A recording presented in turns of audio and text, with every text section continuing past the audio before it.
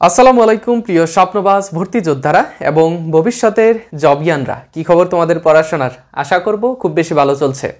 গত ভিডিওতে আমি তোমাদের BCD ইউনিটের ইংরেজির যে লিখিত অংশ রয়েছে সেইটার সম্পূর্ণ টপিকস আমি তোমাদের দিয়ে দিয়েছি এবং তোমরা কমেন্টে জানিয়েছো যে তোমাদের প্রত্যেকটি টপিকের উপরে আলাদা আলাদাভাবে তোমাদের ভিডিও লাগবে। তো তারই পরিপ্রেক্ষিতে আজকে আমরা আলোচনা করব ট্রান্সলেশন নিয়ে। আমরা জানি ট্রান্সলেশন দুই ভাবে করা হয়, একটা হচ্ছে বাংলা থেকে ইংরেজি করা হয়, আরেকটা হচ্ছে ইংরেজি থেকে বাংলা করা হয়।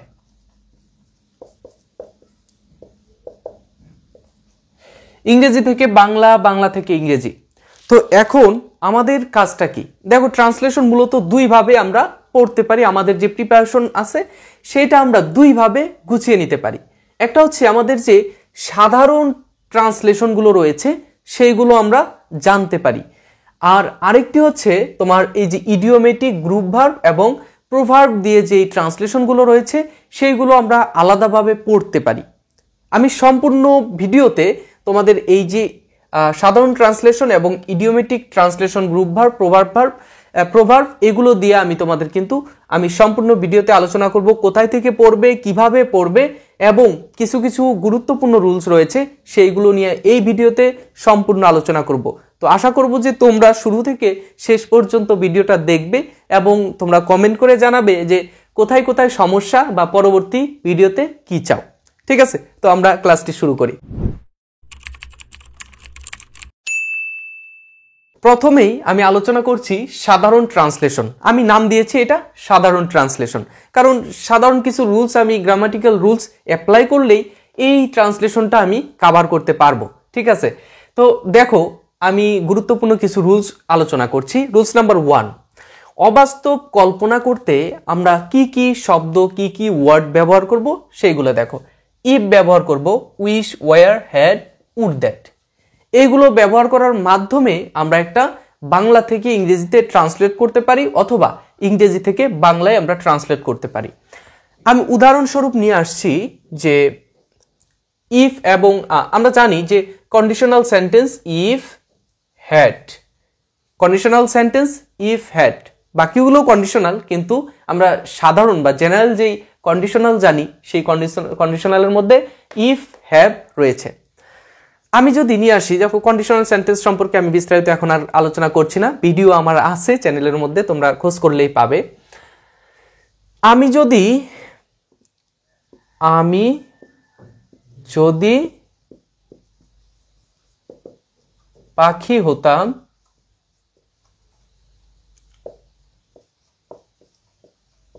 উড়ে কোথায় যেতাম? জগন্নাথে যেতাম।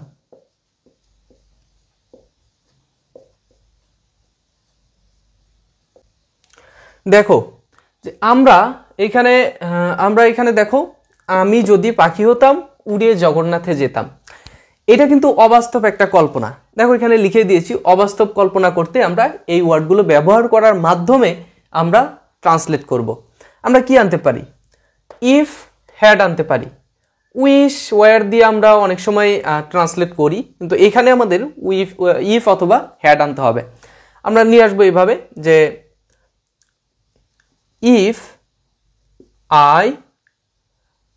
if I were a bird, তারপরে কি আনবো? কন্ডিশনাল সেন্টেন্সের নিয়ম তোমরা জানো যে এখানে যদি পাস্ট থাকে এই পাশে আমরা উড, কুড, মাইট আনতে পারি। এখানে আমরা আনবো কি, যে I would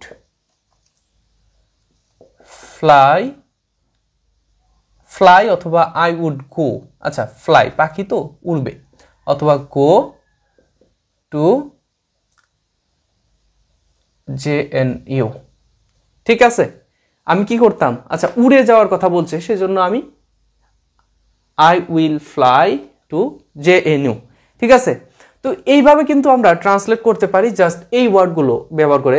এখানে আমরা সাধারণ একটা জানি না যে যদি আমি পাখি হতাম, আমি যদি পাখি হতাম আমি লিখছি না, এটার আমরা উইশ দ্বারা করি, উইশ ওয়ার দ্বারা আমরা ট্রান্সলেট করি। I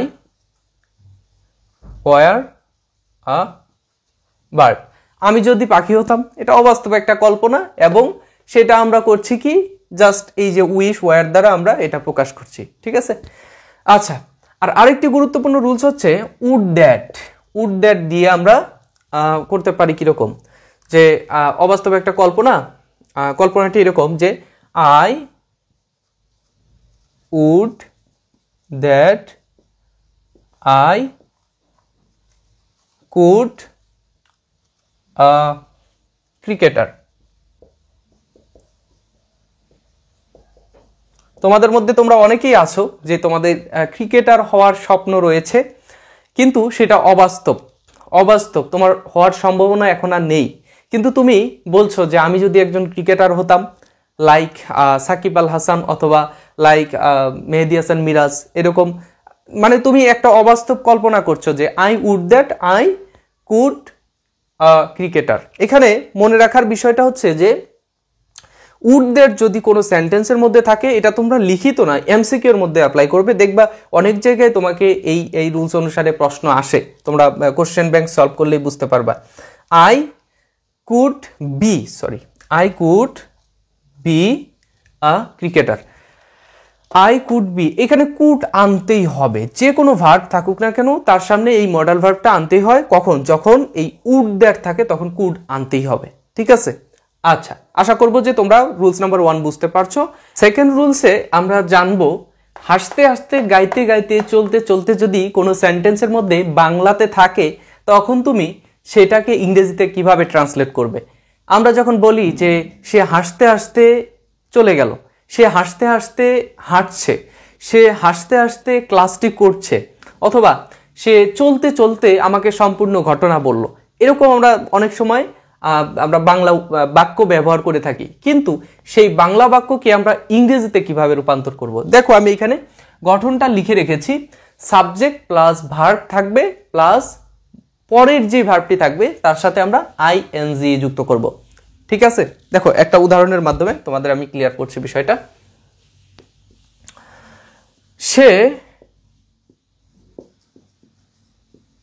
হাসতে হাসতে গল্প করছে।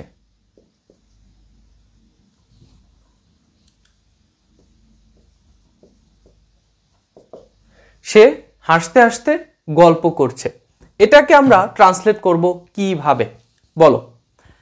দেখো তো তোমরা ভিডিওটা পজ করে তোমরা পারলে কমেন্ট বক্সে আমাকে জানাও যে তোমাদের ট্রান্সলেশনটা কি হবে।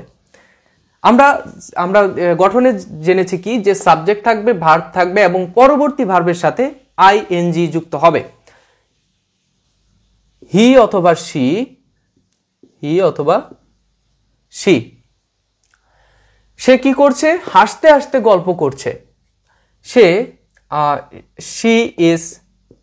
সি অথবা he is telling the story. গল্প করা অর্থাৎ কোনো গল্প করা, টেলিং স্টোরি একই জিনিস। আচ্ছা, সে হাসতে হাসতে গল্প করছে, he or she is telling the story লাফিং। হচ্ছে? দেখো তো তোমাদের সাথে মিলছে। সে কি করছে? সে হাসতে হাসতে গল্প করছে, he or she is telling the story লাফিং। শেষে আমি ভার্বের সাথে কি দিয়ে দিলাম? এই যে আমাদের সাবজেক্ট, এই যে ভার্ব, এই যে অবজেক্টটা আছে, আর এখানে আমাদের ভার্বের সাথে আইএনজি আছে, ঠিক আছে। এখানে অবজেক্ট থাকতেও পারে, অনেক সময় নাও থাকতে পারে। ইনট্রানজিটিভ ভার্বের সাথে আমরা অবজেক্ট রাখি না, আর ট্রানজিটিভ ভার্ব বলে আমরা কি করি? আমাদের অবজেক্টটা রাখি। এরপরে 3 নম্বর রুলসের ক্ষেত্রে আমরা দেখব, একটু দেখো যে সারে সারে মোড়ে মোড়ে দেখে দেখে, এরকম বাংলা বাক্যের ক্ষেত্রে আমরা কিভাবে ট্রান্সলেট করব। সে ছাড়ে ছাড়ে, সে মরে মরে, সে লেখে লেখে একটা অবস্থা, সে ভয় পায় পায় একটা অবস্থা। তো এইখানে আমরা এই বাক্যগুলোকে আমি ইংলিশে ট্রান্সলেট করব কিভাবে? আমরা নিয়ে আসতে পারি কি অ্যাবাউট টু। সে মরে মরে, অ্যাবাউট টু ডাই। সে দেখে দেখে, অ্যাবাউট টু সি, সে সারে সারে, about to escape, about to free. আচ্ছা, সে মরে মরে অবস্থা, তারপরে আমরা কি বলবো, সন্ধ্যা হয় হয় অবস্থা। কি হচ্ছে দেখো, এটা ট্রান্সলেট করতে গেলে আমাকে কি কি করতে হবে, এইখানে সে মরে মরে অবস্থা, এটা কি হবে, he is about to die হচ্ছে, he is about to die, আমরা কি নিয়ে আসলাম, অ্যাবাউট টু, এরপরে ভার্বের সাথে ভার্বের বেস ফর্ম, ভার্বের কোন ফর্ম, বেস ফর্ম, জাস্ট ভার্বটা। He is about to die, সন্ধ্যা হয় হয় অবস্থা, it is about be evening. ঠিক আছে, দেখো ইট ইজ, এই অ্যাবাউট টু দিলাম, এরপরে ভার্বের একটা বেস ফর্ম দিলাম, বি ভার্ব দিয়ে দিলাম। তো এইভাবে কিন্তু আমরা এই সেন্টেন্সগুলো রূপান্তর করতে পারি, কাজ করে অন্যকে দিয়ে করে। আমরা নিজেরা কাজ না করে যখন অন্যকে দিয়ে করাই, তখন আমরা পজিটিভ ভার্ব ব্যবহার করব।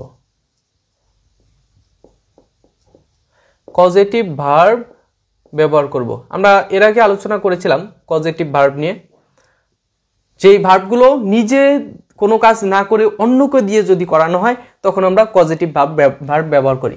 দেখো পজিটিভ ভার্বগুলো কি, গেট,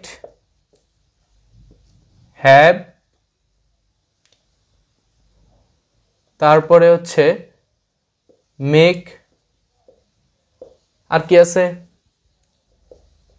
হেল্প। অন্যকে দ্বারা আমরা কাজগুলো করাতে পারবো, লেট দ্বারাও আমরা প্রকাশ করতে পারি। যেমন আমি আমি ভাত খাইয়েছি, খাইয়েছি, এখানে তুমি দুই ভাবে করতে পারো, যে ফিড দ্বারা তো ভাত খাওয়ানো, কাউকে খাওয়ানো, তো এখানে আমি ফিড ব্যবহার করতে পারি, কিন্তু আমি এটা এইভাবে, যদি অপশনে সেটা না থাকে, তুমি পজিটিভ ভার্ব ব্যবহার করবা। আই আই আই হ্যাভ, যেহেতু খাইয়েছি, আই হ্যাভ মেড, আচ্ছা আমি তাকে, এখানে অবজেক্ট কোথায়, অবজেক্টই তো পাচ্ছি না, আমি তাকে ভাত খাইয়েছি, আই মেড হিম ইট। ঠিক আছে, আই হ্যাভ মেড হিম ইট। আচ্ছা, এরপরে আমি যদি আরেকটি সেন্টেন্স নেই, যে আমি আমি তাকে গান শিখিয়েছি, আমি তাকে গান শিখিয়েছি, এইখানে আমি কি ব্যবহার করব, I have made him learn singing, আমি তাকে গান শিখিয়েছি বা গাইতে শিখিয়েছি। ঠিক আছে, ঠিক আছে। আচ্ছা, লার্ন, আমি তাকে কি করেছি, লার্ন হিম, মেড হিম লার্ন সিঙ্গিং অথবা সং। ঠিক আছে, অথবা হাউ টু সিং, এটাও আমি আনতে পারি। ঠিক আছে, তো এইভাবে আমরা নিজে কাজ না করে অন্যের দ্বারা আমরা কাজগুলো সম্পূর্ণ করাতে পারি।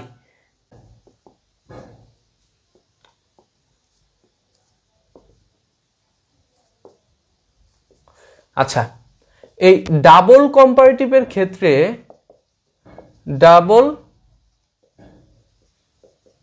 ডাবল কম্পারেটিভের ক্ষেত্রে আমরা কিন্তু যত ততর ক্ষেত্রে আমরা কিন্তু এরকম ব্যবহার করি, ডাবল কম্পারেটিভ এটা কিন্তু যত তত যদি ব্যবহার করি, দা মোর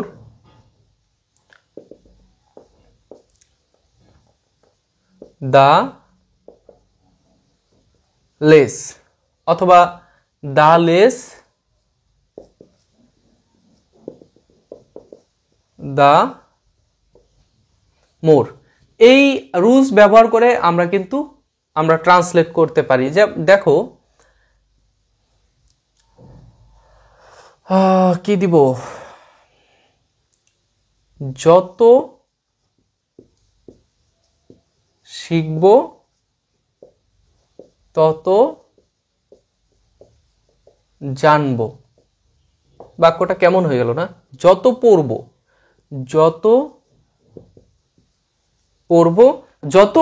তত জানব। এটার আমি করতে পারি এরকম, দা মোর আই রিড দা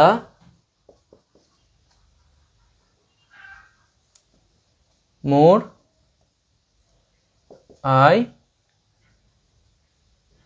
আচ্ছা আই উইল,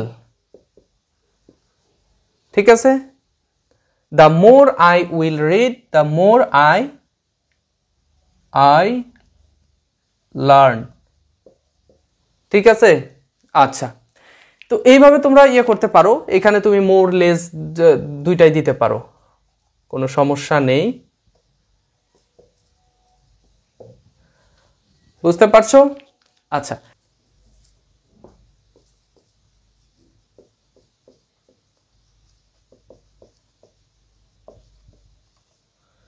উপমা বোঝানোর ক্ষেত্রে আমরা অ্যাজ ব্যবহার করতে পারি, সো অ্যাজ ব্যবহার করতে পারি।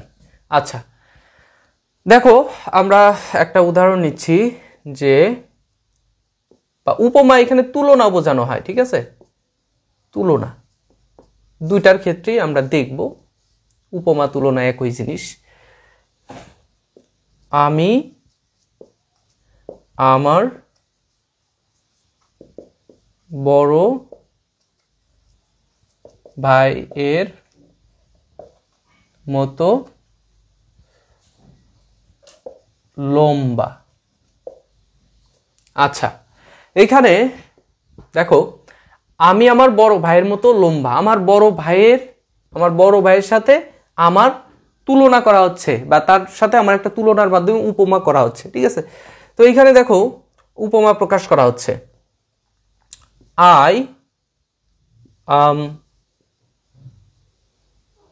I am as tall as my brother। হয়েছে, আমি as ব্যবহার করে আমি এটা কিন্তু প্রকাশ করছি। তোমরা যারা ডিগ্রি পড়েছো ভালোভাবে, তারা এটা বুঝতে পারবে যে কারোর সাথে তুলনা বা কম্পেয়ার করতে গেলে আমাকে as আনতে হয়, so dash as আনতে হয়, অথবা দেন আনতে হয়। কিন্তু এখানে আমরা দেন না এনে আমরা এখানে as অথবা so dash as আমরা ইউজ করছি, ঠিক আছে।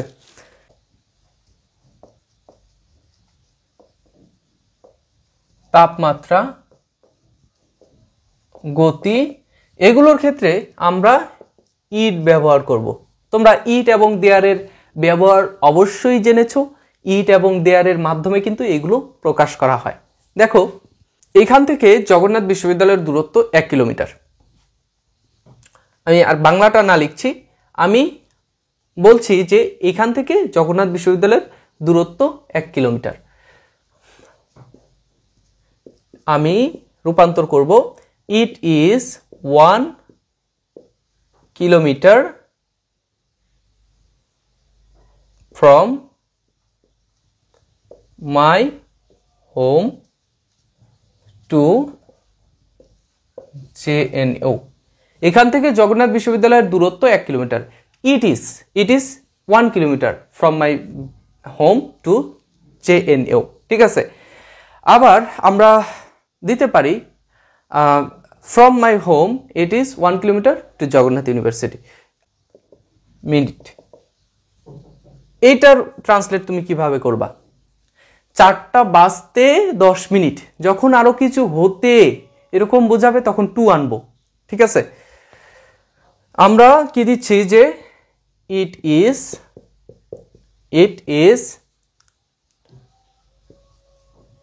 10 minute, it is 10 minutes to 4, ঠিক আছে? 4টা বাজতে 10 মিনিট, এখানে 4টা বাজতে 10 মিনিটের জায়গায় আমি কি দিচ্ছি?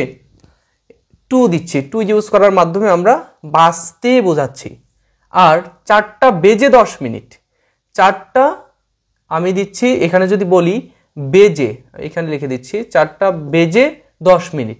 4টা বেজে 10 মিনিট যদি বোঝায় 4টার পরে 10 মিনিট। ইট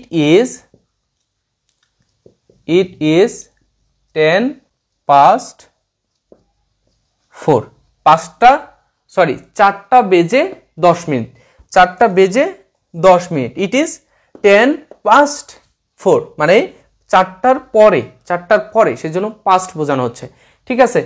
তো এইভাবে কিন্তু আমরা সাধারণ রুলসগুলো শেষ করতে পারি।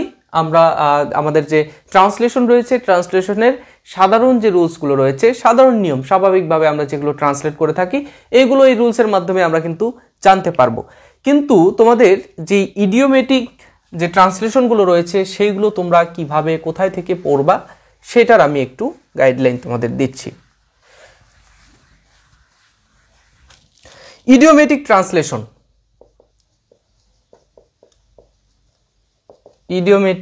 ট্রান্সলেশন, তারপর হচ্ছে গ্রুপ ভার্ব, আরেকটা কি প্রোভার্ব। এই তিনটা তোমরা শিখবে, মুখস্থ করবে, ঠোঁটস্থ করবে, অন্তরস্থ করবে। তোমাদের যে ভোকাবুলারি বই রয়েছে অথবা তোমাদের যেই ইংরেজি বই পড়ো না কেন, শেষে গিয়ে দেখবে গ্রুপ ভার্ব আছে, তোমাদের প্রোভার্ব দেওয়া আছে, ইডিয়ম বা ফ্রেজ দেওয়া আছে, সেইখান থেকে তোমরা জানবে। বুঝতে পারছো বিষয়টা? তোমরা কোথায় থেকে জানবে? তোমাদের যে বইটাই ইংরেজি তোমরা পড়তেছো, মাস্টার হোক অথবা প্যানাসিয়া বই হোক অথবা তোমার যে কোনো ইংলিশ গ্রামার, তোমার কম্পিটিটিভ এক্সাম যে বইটা রয়েছে সেখান থেকে অথবা যে কোনো বই থেকে তুমি পড়ো, সেখানে দেখবা যে ইডিওমেটিক ট্রান্সলেশন বা গ্রুপ ভার্ব দিয়ে যে ট্রান্সলেশনগুলো আছে, প্রোভার্ব দেওয়া আছে, সেগুলো তুমি ঠোঁটস্থ মুখস্থ করবা। এবং প্রিভিয়াস ইয়ারের যে কোশ্চেনগুলো রয়েছে, যে কোনো ইউনিভার্সিটির হোক, যে কোনো চাকরির পরীক্ষায় আসুক, সেইগুলো কিন্তু তোমার ওইখানে দাগ দিয়ে দেওয়া আছে, তুমি সেইগুলো সেখান থেকে মুখস্থ করবা। বুঝতে পারছো বিষয়টা? আশা করবো যে তোমরা আমার কথা যদি একটু অনুসরণ করো, একটু যদি মানো, অবশ্যই তুমি জগন্নাথ বিশ্ববিদ্যালয় সহ অন্যান্য বিশ্ববিদ্যালয়ে তুমি একটা সিট তুমি তোমার করে নিতে পারবে। বুঝতে পারছো? তোমাদের যে স্বপ্নটা তুমি লালন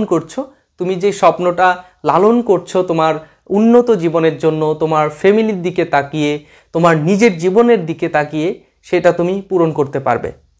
আশা করব যে তোমাদের এই ক্লাসটি বোধগম্য হয়েছে, যদিও ক্লাসটি একটু লং হয়েছে। তোমরা যারা এখন পর্যন্ত ধৈর্য ধরে আমার এই ক্লাসটি দেখছো, অবশ্যই তোমাদের জন্য একটু হলেও উপকারে এসেছে। আজকের ভিডিওটি এই পর্যন্তই। পরবর্তী ভিডিওতে তোমাদের আরও কোনো গুরুত্বপূর্ণ টপিক নিয়ে আমি ক্লাস নিয়ে আসব। সে পর্যন্ত ভালো থাকবে, সুস্থ থাকবে। আল্লাহ হাফেজ, আসসালামু আলাইকুম। চ্যানেলটি সাবস্ক্রাইব করে দিও।